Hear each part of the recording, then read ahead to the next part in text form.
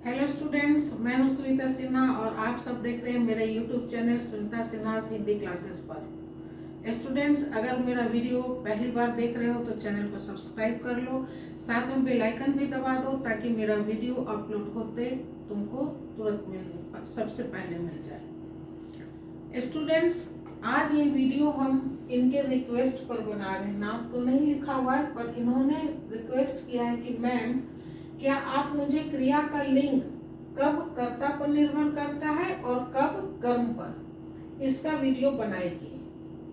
और दूसरा है इनका काल का भी, यानी इनका दो है सब सवाल। एक है बनाने वीडियो बनाना है कि क्रिया का प्रयोग हम कब कर्ता के आधार पे लिखते हैं और कब कर्म के आधार पे करते हैं। और दूसरा सवाल है इनका काल चैप्टर से भी कि काल चैप्टर भी हमको पढ़ा दीजिए। तो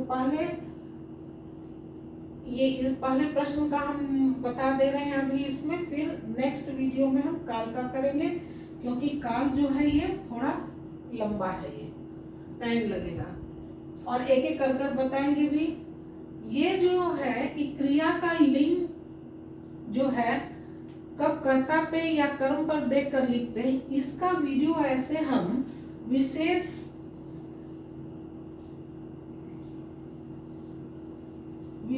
नियम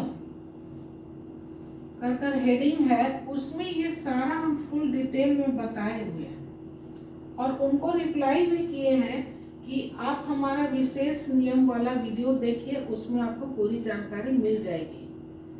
फिर हमने ये भी नेक्स्ट डे सवाल किया कि क्या आपको मेरा विशेष नियम वाला वीडियो मिला, लेकिन उन्होंने कोई रिप्लाई नहीं दिया। तो लग रहा है उनको मिला या नहीं मिला, इसलिए हम फिर से शॉर्ट में बता दे रहे हैं। फुल डिटेल देखना होगा तो ये वाला वीडियो मेरा निकाल के देख लीजिएगा, उसमें पूरी जानकारी अच्छे से विस्तार में मिल जाएगा। वाक्य में जब हम क्रिया लिखते हैं तो क्रिया लिखने के 3 नियम हैं। एक कर्ता को देखकर, दूसरा कर्म के अनुसार लिखते हैं, कर्ता के अनुसार लिखते हैं, कर्म के अनुसार लिखते हैं, और तीसरा कर्ता और कर्म दोनों के अनुसार लिखते हैं। ये क्रिया लिखने के 3 नियम हैं। तो इसमें जो था कि कर्ता के अनुसार, कर्म के अनुसार, तो कर्ता ये और कर्म ये क्या है, ये कारक के भेद है।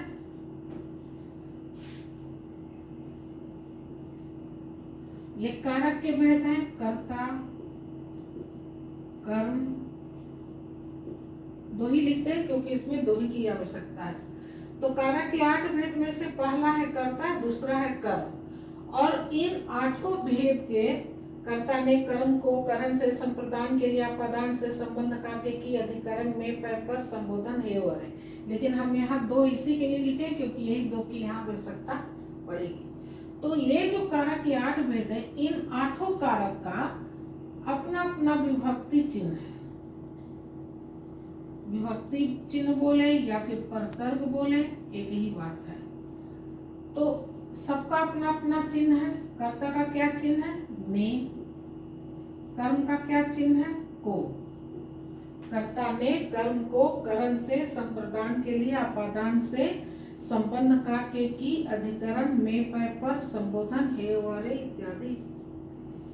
तो हमको ये 2 कर्ता का ने चिन्ह और कर्म का को ये दो जो चिन्ह है इसकी आवश्यकता जरूरत पड़ेगी, इसलिए पहले बता दी। ये एक दिमाग में याद रखोगे। दूसरा प्रत्यय, प्रत्यय और उपसर्ग होता है। उपसर्ग का यहाँ कोई काम नहीं है, प्रत्यय का काम है। प्रत्यय किसे कहते हैं, प्रत्यय वे शब्दांश है जो शब्द के पीछे लगकर, जैसे मान लो सब्जी शब्द है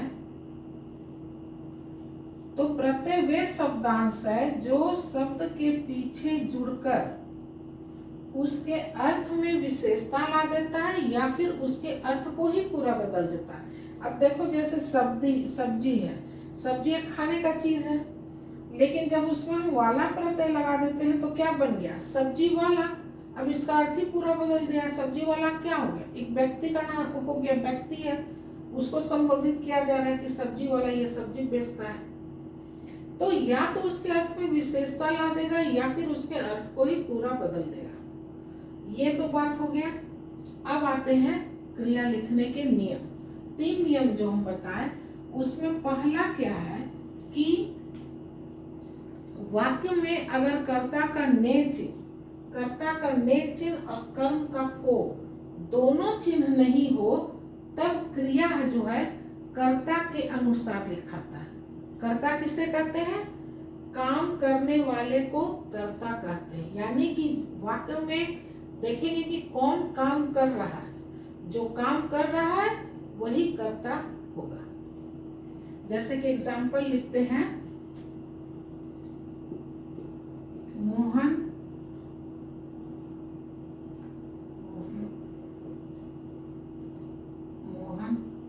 जाता है।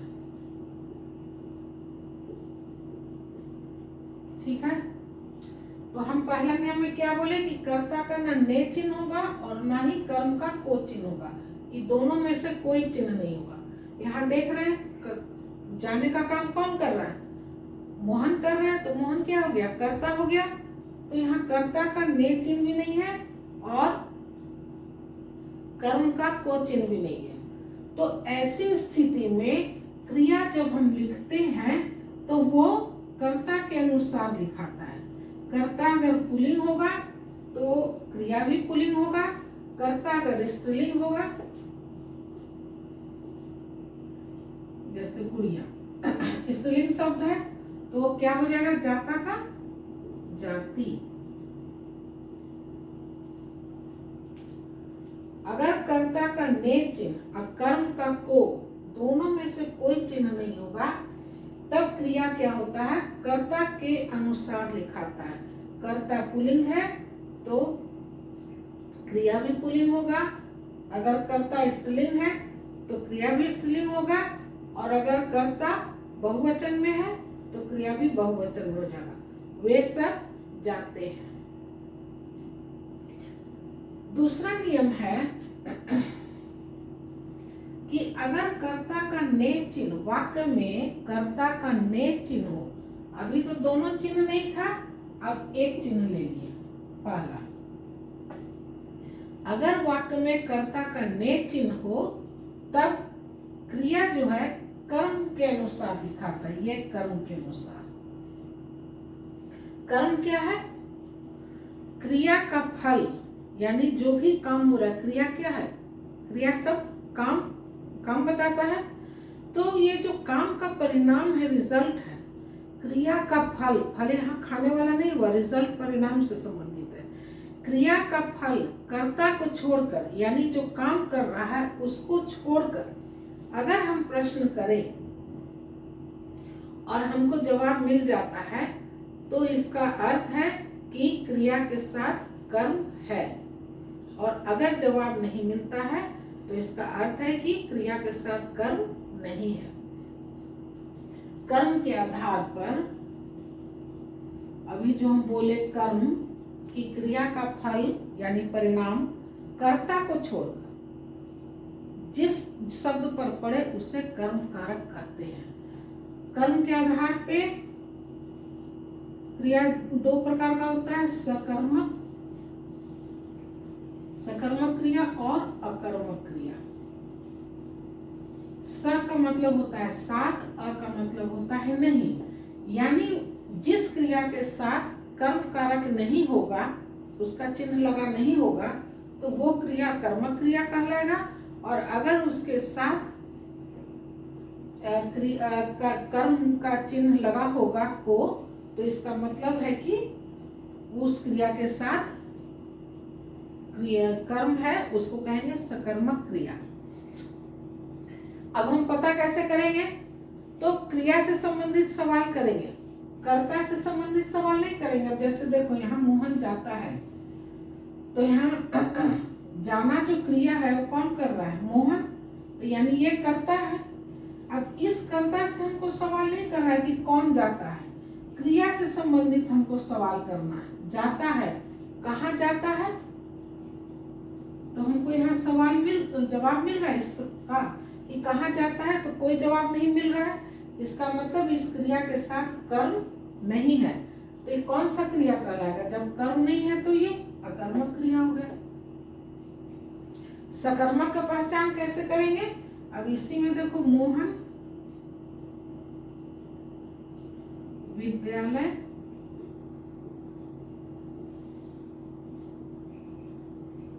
जाता है।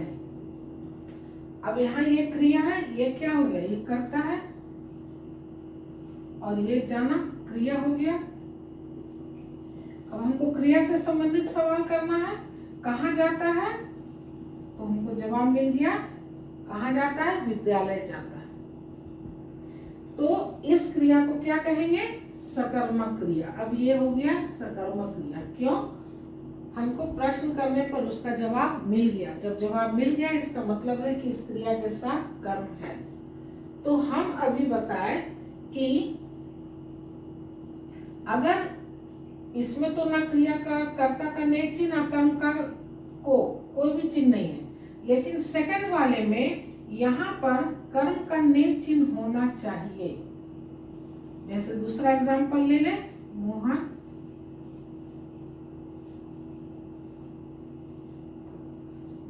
ने आम खाया। अब देखो, यहाँ कर्ता के साथ नेक चिन्ह है, लेकिन क्या खाया? सवाल किया क्या खाया? तो आम खाया। इसका मतलब ये सकर्मक क्रिया है, लेकिन इसके साथ को का चिन्ह नहीं लगा हुआ है। क्रिया सकर्मक है, लेकिन इसका चिन्ह यहाँ जो है विभक्ति चिन्ह, कर्म का विभक्ति चिन्ह, वो यहाँ नहीं है। कर्ता का है पर कर्म का नहीं है। तो ऐसी स्थिति में क्रिया जो है वो कर्म के अनुसार लिखाता है। कर्म अगर पुल्लिंग होगा तो क्रिया भी पुल्लिंग होगा। अगर कर्म स्त्रीलिंग होगा तो क्रिया भी स्त्रीलिंग लिखाएगा। अब हमको यहाँ कर्ता पे ध्यान नहीं देना है, हमको कर्म पे ध्यान देकर लिखना है। कब? जब कर्ता के साथ नेक चिन्ह हो, लेकिन इसका चिन्ह कर्म का चिन्ह नहीं हो। कर्म कैसे पहचानेंगे बता दिए प्रश्न कर। अब देखो, इसी को अगर हम लिखें, मोहन ने